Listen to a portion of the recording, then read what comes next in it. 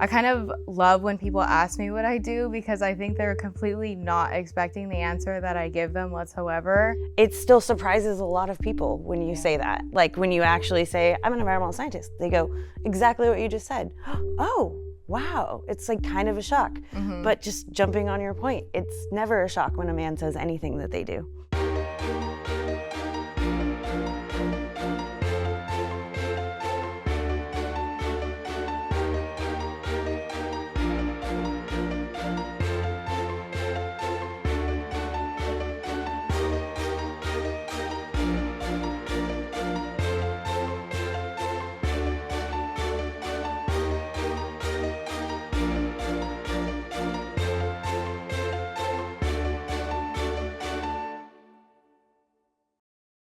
Hi, welcome to our International Day of Women and Girls in Science Roundtable discussion. I am the Digital Content Manager for the Department of Water Resources, and we are here chatting with these amazing women in the field of science. Michelle, tell me who inspired you or who inspires you? Who inspires me now? There's two people that come to mind. I absolutely have the most wonderful supervisor on the planet. He's just an amazing human being. And he's so supportive and has been such a great leader and directed me towards what I'm really good at and encourages me all the time. And then on the theme of women scientists, I mean, our lead scientist at DWR is a woman, Louise Conrad. And I was fortunate enough to, when I was a scientific aide, I did a study with her and we spent long hours in the field and doing really, really dirty, messy work. Like it was an aquatic vegetation study and we'd have to physically like pull out the vegetation like from the water, and it was really like labor intensive. So I got to spend a lot of time with her, and I feel very fortunate about that. And then seeing her become the lead scientist, like how cool is that? I agree to that completely. And also at DICE, like another thing I have to mention that coming from other agency, the thing that I like the most is that we have a lot of women at DICE. And and this is so wonderful. So nobody felt, I know that I did have my third kid, at DICE, and it just felt, it didn't feel anything awkward or something, not natural or something, but everybody was so supportive. And I agree that we have like amazing leaders at DICE and DWR who are women, and I also look up to them. Like when they talk, I go like, wow, like how do they know the right thing to say all the time? So like that's really inspiring. It's impressive, actually. Yes, I've watched Carla so many times. Yes, Never uses notes. I don't know. I watched her speak for 40 minutes, and she never looked at her notes. And I just, I don't know how. And then she's so natural. She charisma. Never even. Charisma. And there are a lot of role models at DWR. Absolutely, there really is. Absolutely. And then also Cindy Messer, she came from Sci8. She started as scientific aide. So this is a great inspiration for, I think, the work-life balance, too, is really important. You get that across the board here. I didn't necessarily feel that at the other state agencies I worked at. So it was really nice to come here and really see that balance. I think, I think as a woman, like as a mother and a family, I think that could be also an inspiration for us, because we do hear a lot of good things about state for their very support of the work-life balance. And I did have 3 supervisors so far in my current position, and all of them have been so amazingly wonderful. I never, felt like I had to compromise. And this is a very important thing to be a woman, because you do like to give best at every role in your life, in professional life and personal life, right? But then it just helps so much if you have that support. And I think DWR, and at least at DICE, we could say, it's really great there. They value a lot the work-life balance. Brianne, what was the most challenging moment in your career and how did you overcome it? when I was a brand new environmental scientist with the department, and quagga mussels were discovered in Lake Mead. And it was a statewide emergency. They set up an incident command, and my supervisor said, "You get to be the new quagga mussel expert." So, no pressure. and then you get to go around the state and train people on how to look for them. So I just did the best I could with taking in as much knowledge from the expert, she's actually now my current supervisor. Just learning as much as I could from her. And I'm lucky that our department was supportive in allowing us to travel. Like, we went to Lake Mead and looked at actual quagga mussels. And I tried to look at it as an opportunity and to learn as much as I could. I am the expert. I don't know. Just, I don't know how to explain myself. Yeah. And actually it did turn into an opportunity because I work with quagga and zebra mussels now. Having that experience that I gained in the trial by fire in the beginning of my career led to my promotion. You were thrown into it, and sometimes it's like, even though you've been through all this schooling and all this, you've worked so long, you've worked so hard, sometimes you have that imposter syndrome. Yes. Like, that's the word I was looking for. Yes, I forgot it. I don't feel that a lot, actually. Definitely, the imposter syndrome has come up, especially not having experience in the science world, and you're like, oh, I am a scientist, okay? Yeah. But yes. I wonder if that's is it more like a woman thing, like the imposter thing? Like being now there's more women in STEM? I don't know, but definitely can relate to the imposter syndrome. It's like all these women have imposter syndrome, so maybe the more women that are in the field of science, it's like these little girls will grow up thinking, that's all around me, that's what I know. I can do this. There's no imposter syndrome, and you just go for it. Mm-hmm. There's no thought behind it. You just do it because there's all these women around you. See, I didn't used to have imposter syndrome. I wasn't raised like that. I was raised by very strong, capable women. Not all educated, but they were very capable women. And I just had that confidence until my experiences. Sometimes I'm like, well, maybe I don't believe, those thoughts stick with you.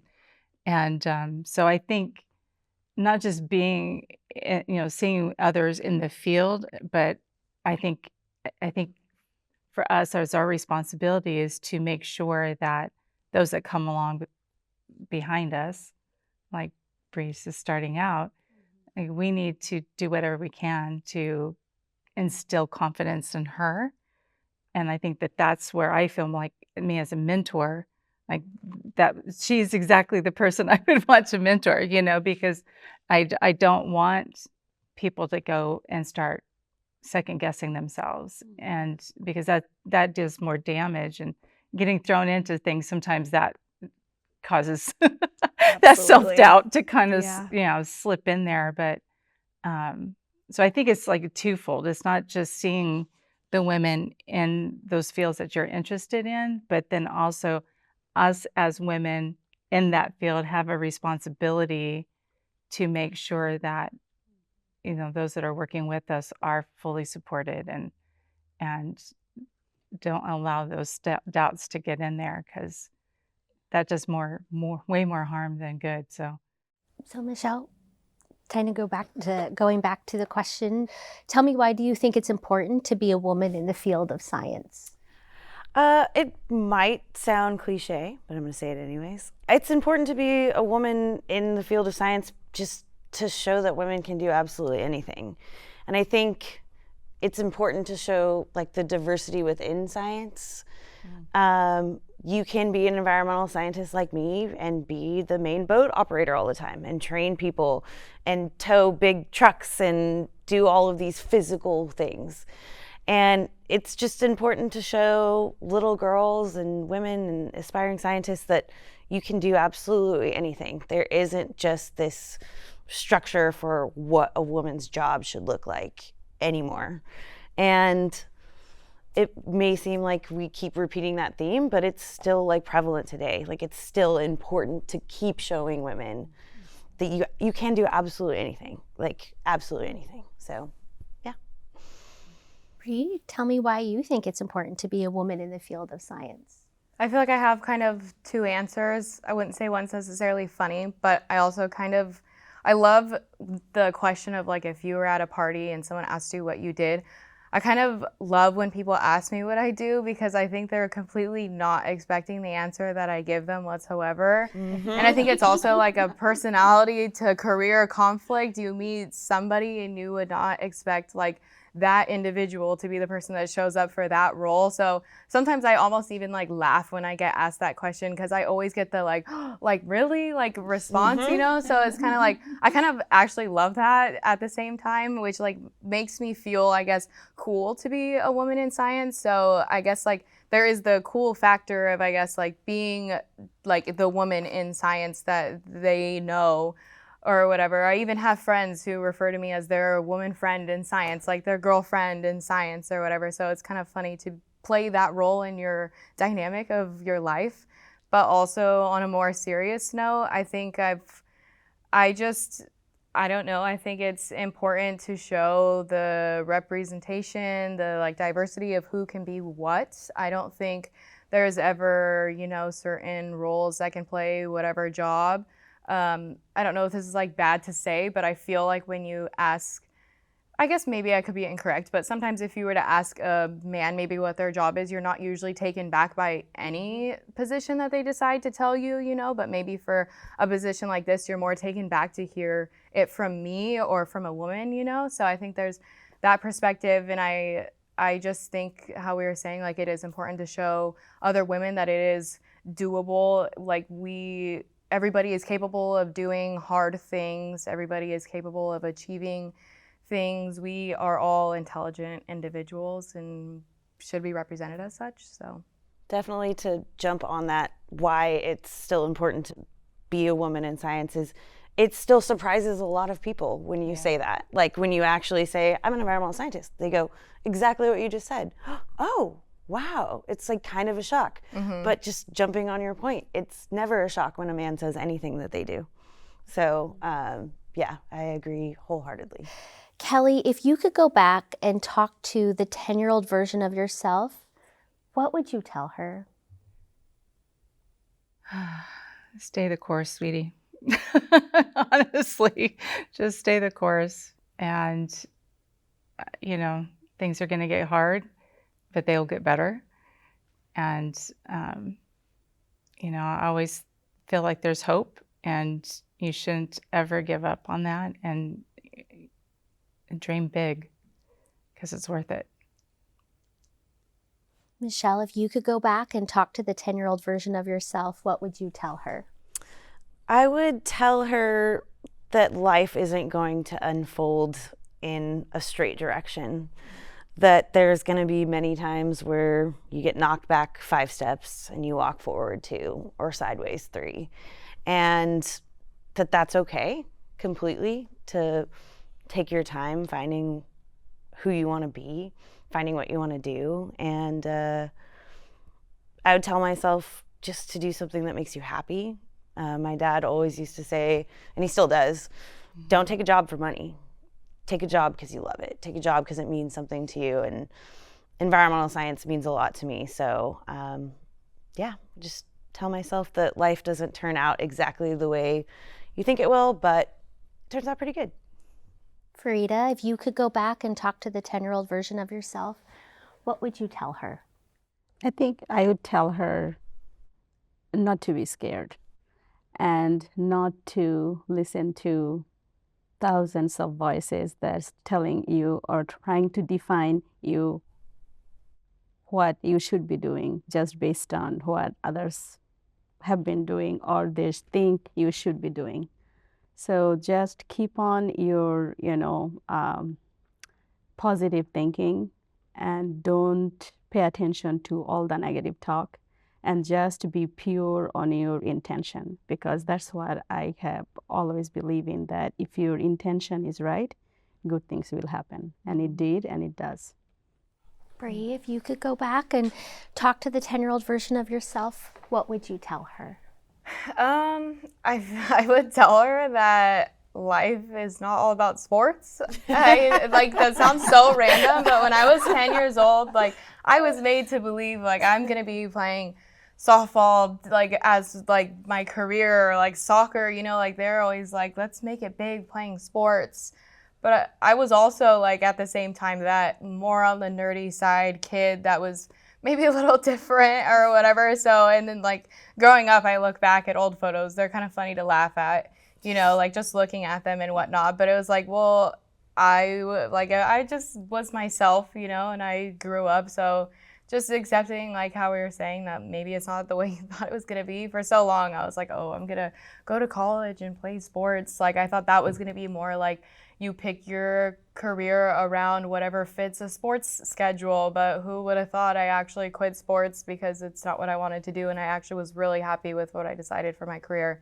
It didn't seem like that was really something that was in my playing cards for the future. So I don't know, just as long as, how we were saying, like, you stay true to the person who you were without feeling I guess it's easier said than done, but without feeling external pressures from others to change certain factors about yourself, it's going to play out the way that it's supposed to regardless. So Brianne, if you could go back and talk to the 10-year-old version of yourself, what would you tell her?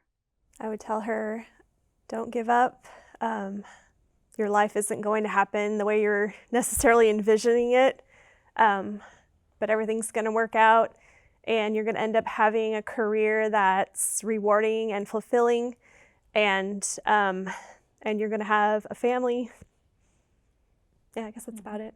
But it just may not happen on the exact timeline that you're envisioning right now.